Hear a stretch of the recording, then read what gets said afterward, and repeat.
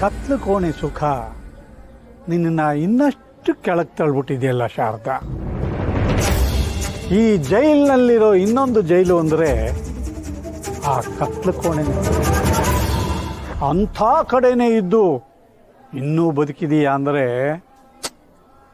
ನಿಂದು ಗಟ್ಟಿ ಜೀವನೇ ಅಲ್ವಾ?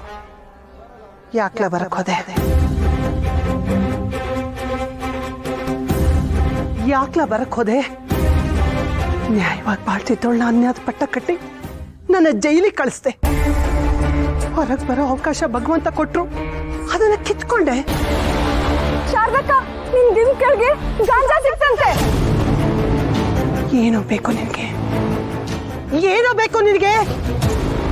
ನನಗೇನು ಬೇಕಾಗಿಲ್ಲ ಶಾರದಾ, ಆದರೆ ನಿನಗೆ ನನ್ನಿಂದ ಒಂದು ವಿಚಾರ ಬೇಕು.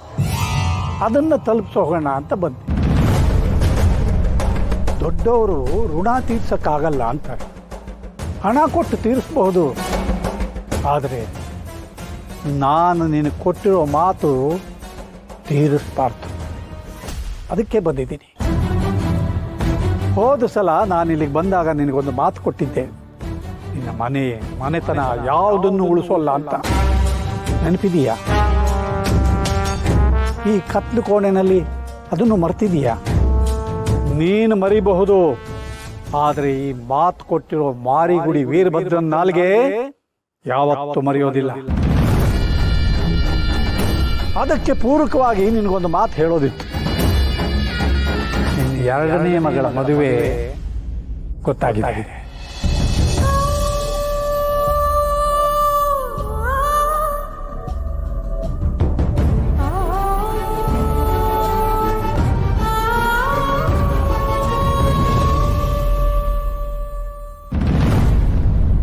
ಗಂಡಿನ ಕಡೆಯವರೆಲ್ಲ ಮದುವೆ ಆದರೆ ಇದೇ ಹುಡುಗಿನೇ ಆಗ್ತೀನಿ ಅಂತ ಹಠ ಹಿಡ್ದಿದ್ದಾರೆ. ಯಾಕೆ ಅಂದರೆ ಅವನು ನಾನು ಕಳಿಸಿರೋ ಜನ. ಅವರ ಮುಖದ ಮೇಲೆ ಉಗಿದ್ರು ಒರೆಸ್ಕೊಳ್ದೆ ನಿಷ್ಠೆಯಿಂದ ಹೇಳಿದ್ದನ್ನು ಮಾಡುವಂಥ ಜನ. ಇನ್ನು ಅವ್ರು ನಿನ್ನ ಮಗಳನ್ನ ಮದುವೆ ಆದಮೇಲೆ ಚೆನ್ನಾಗಿರೋದಕ್ಕೆ ನಾನು ಬಿಟ್ಬಿಡ್ತೀನ? ನಾನು ಏನು ಪಾಪ ಮಾಡಿದ್ದೀನಿ ಅಂತ ಕೊರ್ಗಿ ಸಾಯ್ಬೇಕು? ಅದನ್ನು ನೋಡಿ ತಂಗಿ ಮೇಲೆ ಪ್ರಾಣ ಇಟ್ಕೊಂಡಿರೋ ನಿನ್ನ ಮಗ ಶಿವು ಒದ್ದಾಡಬೇಕು. ಅದನ್ನು ನೋಡಿ ನಾನು ಆನಂದ ಪಡಬೇಕು. ಅವ್ರಿಗಂತೂ ಅವ್ರು ಮಾಡಿರೋ ಪಾಪ ಏನು ಅಂತ ಗೊತ್ತಾಗಲ್ಲ, ಆದರೆ ಆ ಪಾಪ ಏನು ಅಂತ ನಿನಗಂತೂ ಗೊತ್ತಿರಬೇಕಲ್ವ? ನೀನು ನೋಡಿದ್ರೆ ನಿನಗೂ ಗೊತ್ತಿಲ್ಲ ಅನಿಸುತ್ತೆ. ಸರಿ ಬಿಡು, ನಾನೇ ಹೇಳ್ತೀನಿ. ನಿನ್ನ ಮಕ್ಕಳು ಮಾಡಿದ ಪಾಪ ಏನು ಹೇಳು? ನಿನ್ನ ಹೊಟ್ಟೆನಲ್ಲಿ ಹುಟ್ಟಿದ್ದು. ಆ ಪಾಪದ ಫಲವಾಗಿ ನೀನು ಒಳಗಡೆ ಇದ್ದು ಕೊರಗ್ತಾ ಇದೀಯಾ, ಅವರು ಹೊರಗಡೆ ಇದ್ದು ಕೊರಗ್ತಾ ಇದ್ದಾರೆ. ಇದು ಅಂತ್ಯ ಅಲ್ಲ ಶಾರದಾ, ಆರಂಭ. ಇನ್ನೂ ಇಬ್ಬರು ಮಕ್ಕಳಿದ್ದಾರೆ, ರತ್ನ ರಾಣಿ. ಅವ್ರಿಗೂ ಇದೇ ಗತಿ. ನಿನ್ನ ಮಗ ಹುಡುಕೋ ಸಂಬಂಧಗಳೆಲ್ಲ ನನ್ನ ಕೈನಲ್ಲಿ ಆಡುವಂಥ ತೊಗಲು ಗೊಂಬೆಗಳಾಗಿರುತ್ತವೆ. ನನ್ನ ಮಾತು ಹೇಗೆ ನಿನ್ನ ಮಕ್ಕಳ ಕಣ್ಣೀರಾಗಿ ಬದಲಾಗುತ್ತೆ ಅನ್ನೋದನ್ನ ನೀನು ಇದೇ ಜೈಲಿನಲ್ಲಿ ಕೂತು ಕಲ್ಪನೆ ಮಾಡ್ಕೋತಾ ಇಲ್ಲಿ ಸಾಯಿ, ಅವರು ಅಲ್ಲಿ ಸಾಯ್ತಾರೆ.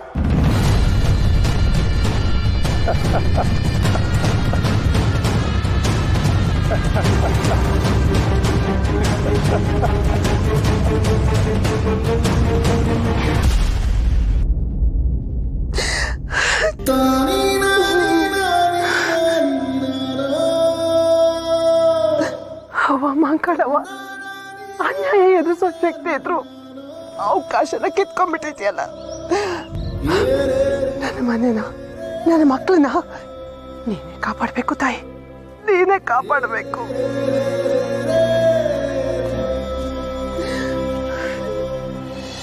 ಒಪ್ಕೋತೀನಿ, ಪ್ರೋಗ್ರೆಸಿವ್ ಅಂತ ಕೆಟ್ಟದಾಗ ಬಟ್ಟೆ ಹಾಕೊಳ್ಳೋದು ತಪ್ಪೆ.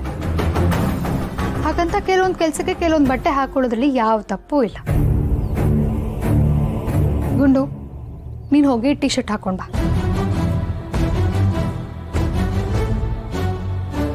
ಹೋಗ್ಕೊಂಡು ನೀನು ಹೋಗು.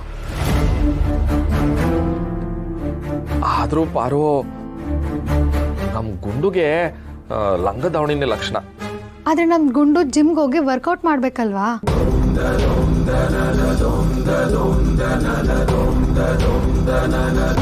ಸರಿ ಪಾರು, ನಾನು ಹೇಳಿದ್ದು ನೀನ್ ಹೇಳಿದ್ದು ಎರಡು ಗುಂಡು ಒಳ್ಳೇದಿಕೆಯ. ಅದಕ್ಕೆಯ ನಾನೊಂದು ನಿರ್ಧಾರಕ್ಕೆ ಬಂದೀವಿ. ಏನ್ ಮಾವ? ಇಬ್ರು ಸೇರ್ಕೊಂಡು ಒಬ್ರಿಗೆ ಒಳ್ಳೇದ್ ಬಯಸ್ತವ್ರೆ ಅಂದ್ರೆ ಇಬ್ರು ಹೇಳಿದ್ದು ನಡಿಬೇಕು. ಅದಕ್ಕೆ